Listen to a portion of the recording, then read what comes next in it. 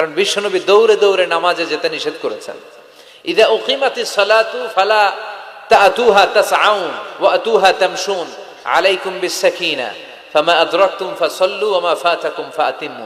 বিষ্ণু বলেছেন নামাজের জামাতের ইকামত যখন হয়ে যায় খবরদার দৌড়ে দৌড়ে নামাজে যাওয়া যাবে, আস্তে আস্তে যাও, হেঁটে হেঁটে যাও। ফামা আদরাকতুম ফাসাল্লু, যতটুকু যে পাবে আদায় করবে, যেটা ছুটে যাবে দাঁড়িয়ে নিজে নিজে পড়বে। কবুল করে নেয়ার মালিক কে?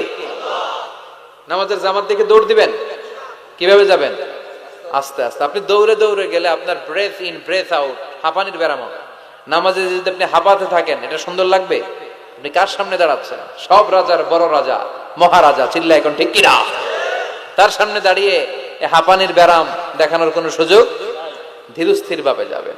অনেকেই এই কাজটা করে। মাগরিবের নামাজ ইমাম সাহেব কেরাত ধরেছে ওয়াদ-দুহা ওয়াল লাইলি ইযা সাজা। যারা ওযু করতেছে, আমার নিজের দেখা, যারা ওযু করতেছে এদের মুখস্থ এই সূরা, তো এরা টের পাচ্ছে যে এখনই রুকুতে যাবে, আর দৌড় না মারলে রুকু ধরা যাবে। এখন কোন রকম ওযু করে দিছে দৌড়। মসজিদে ছিল টাইলসের মসজিদ, উল্টায় পড়ছে, মুসল্লি একদিকে লুঙ্গি আরেকদিকে। আছে না নাই? আমি নিজে দেখছি আমাদের এলাকার এক খাদেম দৌড় মাইরা উল্টায় পইরা 3 মাস ওর পা ভাঙ্গা অবস্থায় মসজিদে পড়েছিল। অধিকাংশ মসজিদ এখন টাইলসের। এজন্য বিশ্বনবীর দেয়া নিয়ম ভাঙলে বিপদ আছে না নাই? বিশ্বনবীর সুন্নাহ আছে যেখানে বারাকা আছে। এজন্য জামাত যদি শুরু হয়ে যায় দৌড় দিবেন কারা কারা? হাত তোলেন। তুলবেন? তুলবেন? কেউ তুলবেন না?